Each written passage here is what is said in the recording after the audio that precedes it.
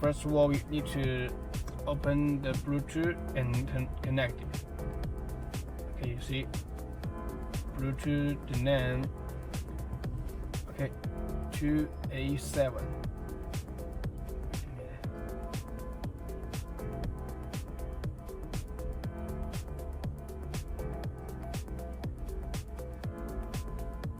Okay, now it's connected to iPhone 6 chassis. Once it's connected Bluetooth, it will open the Zlink automatically. Okay, now we need to do it. See the CarPlay page here.